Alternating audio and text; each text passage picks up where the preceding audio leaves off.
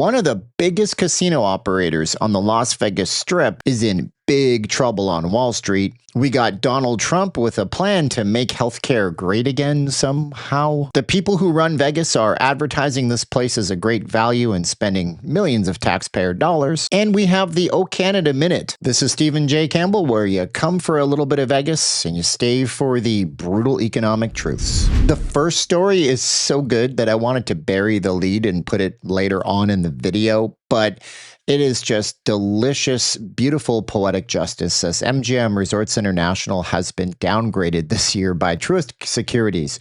They're a company that takes a look at stocks and says, this is what we think you should do with this stock. And by the way, don't put your money in the markets there, Jack. Don't do it, Sally. You don't know what you're doing. You're going to lose your money. I have a solution and a secret to that I'll tell you about in a minute. 1% decline for the Strip in 2026 is what they're expecting.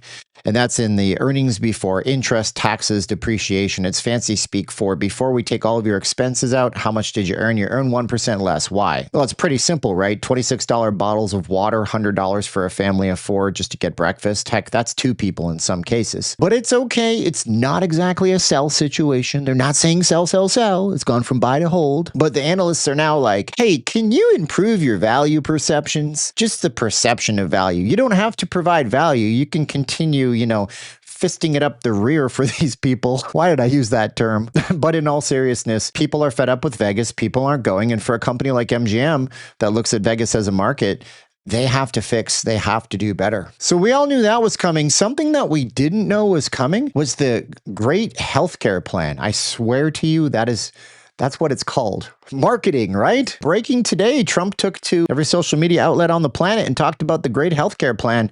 And you know what? Like, I know a lot of you guys hate this dude. You're just like, I don't like him. Spray tans are bad. Okay.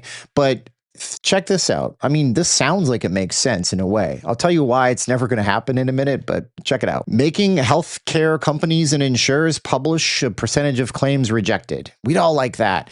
Average wait times to get in to see doctors. That's great. Providing insurers make sure that they prominently post all of the prices of stuff. That's something he tried to do last time.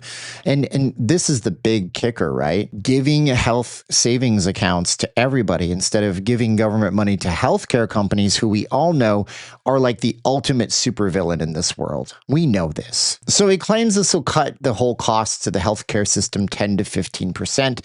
This would be a genius move if there's a health insurance company out there. Here's what you do, right? You make a plan that basically hits where they don't have to pay anything, hardly, and then everybody will give you all the business, and then all the other insurance companies will have to match your prices. We'd have affordable health care, finally. Oh, and for all those people that are Canadians, we'll talk about how your country is literally coming apart in a moment. Don't tell me it's better north of the border. If there were, there wouldn't be this website that I'm showing you on the screen, showing how people literally lost their lives waiting for doctor's procedures in Canada. I tell you why this ain't gonna probably happen. Everything has to go through Congress. And look, realistically, they couldn't pass a budget that would keep government employees getting paid.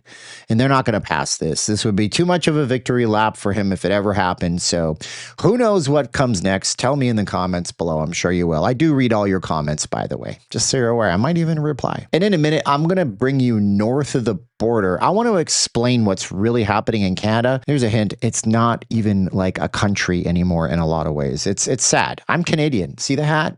That's me, born and raised. But before we get to that mind-blowing revelation of what's really happening north of the border and why the Canadians are really not coming here, I want to take a minute to talk about our sponsor for this video, because at the beginning I told you, don't just throw your money at something. Don't go shorting things off a hot tip, because you're going to lose your money. And I'll tell you how not to lose your money, how to potentially make money in the markets at the same time. So I do read all your comments. And yesterday, somebody accused me of spreading false information about the markets because they were down for a day or two. The reality of the fact is that the markets have been up like crazy. Look at this chart. This is ridiculous. And every day there's volatility. And if you know what you're doing, like me and the traders in my course that sponsors this video, 1K a day, you can make so much potential money off these markets. It's disgusting. And what I teach people to do in 1K a day is to make base hits. I got my traders who are trading for 15 or 20 minutes. They're making maybe a couple $100. They close their computer, they leave and move on to their day. And look, if it sounds like it might be a good idea for you guys to move on something in 2026, if you guys want to participate in silver or gold, here's a silver trade I did the other day I was showing you before. If you guys want to participate in this stuff, I made $1,200 in like 4 minutes off this trade. Then here's what I want you to do, right? I want you to be like this student right here. Look at his account. Boom.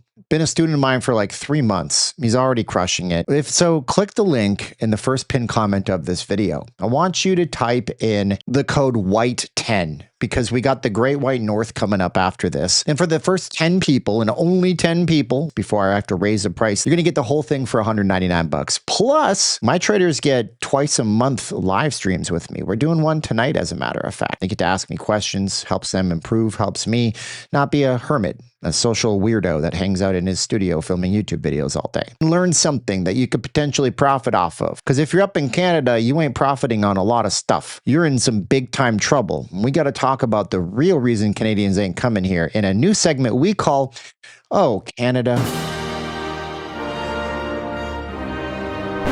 Oh, Canada. And for my next trick, I'm going to alienate a huge amount of you guys. Listen, Canadians, elbows up for a minute. Just be measured. But Canada is in a huge, weird place right now, eh? Oh my gosh, I'm missing something real quick. Couldn't do it without this. Let's talk about how Canada is like falling apart. They have a big problem right now. And the reason I'm doing this segment is because I'm Canadian, but also because I want people to know what's actually going on around outside the United States. And Canada is in a place where they don't have many cards that they hold right now with negotiations with the United States. Donald Trump has said some stuff about the United States, Mexico, Canada agreement that should scare them. And the country is like ready to separate. Let's talk about the common thing that everybody thinks is happening.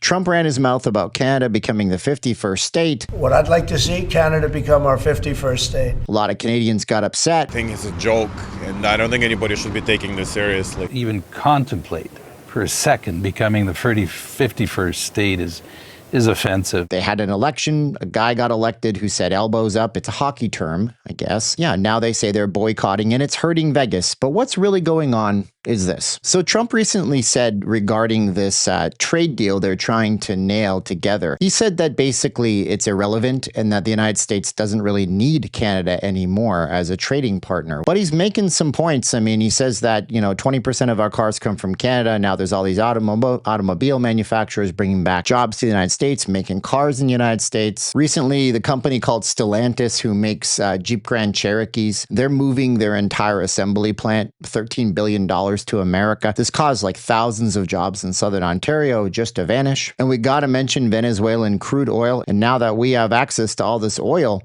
it kind of clipped out some of the negotiation, tactics that Canada could have for any kind of trade deal that might help Canada in 2026. So I wonder if it's Canadians are boycotting Las Vegas and the United States, or if it's the economy. Here's a few ugly truths about the Canadian economy. And this isn't hate on Canada. I want you to do good. I have family in Canada, eh? But the truth is, unemployment rate in Canada is 6.8% in December. That's up from 6.5% and up from 5.4% just 2 years ago. And the GDP growth rate in Canada is 1.6% for 2026. That's not good. America is like 4.7% right now. And 6 in every 10 Canadians expect their economy to get worse in 2026. And when I said Canada is coming apart at its seams, I meant it. My hometown, Calgary, was trending on social media as literally thousands of people were lining up to sign a petition that would lead the government to putting on the ballot whether or not the whole province should leave the country. So now I gotta wonder if it's Canada not coming here because of boycotts or not coming here because of costs of living and unemployment and a very bad outlook on the economy. The LVCVA is trying to dig themselves out of a hole right now. They're trying to dig the whole tourism industry out of a hole, and they're spending a lot of money on advertising the city. Ironically, they're advertising it as a great value. Now, you tell me what you think on the comments below. Do you believe it's a good value in Vegas? It's your take. But they're paranoid right now. They're upset because they're expecting a 5% decrease in room tax revenue coming into 2026. That's a pretty big hit. That's almost as bad as the MGM people losing money on their stocks. And that means that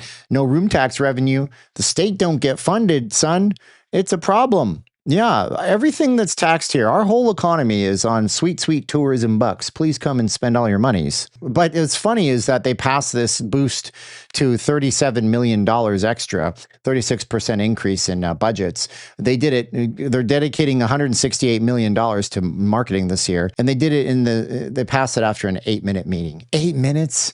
That's not a lot of minutes to pass a huge budget. I mean, that's kind of like if in your regular household, you had a conversation with your spouse and it went something like this. Oh, hey, honey, I think we should buy a brand new house. It's going to cost $36,000 more than our old house, and we haven't paid our old house off yet. Are you cool with that? What's that? Oh, yeah, sure, hon. Whatever. And it would be probably apt for me to point out right now that the LVCVA budget is largely funded by tax dollars. So your tax dollars at work, Southern Nevada. Go get them, champ. Hey, maybe we can make another commercial with a metropolitan young woman that's completely unrelatable to 50% of the population, telling everybody how Vegas is so fabulous, and put it on during a primetime football game when that market's not even watching. That took a lot of words really fast. The days of what happens here stays here, they're gone. Oh, but there you have it. That's a bunch of updates on things that are going on around the world. I got even more news updates for you. Plus, we do deep dives into things, stuff that you don't even know exists.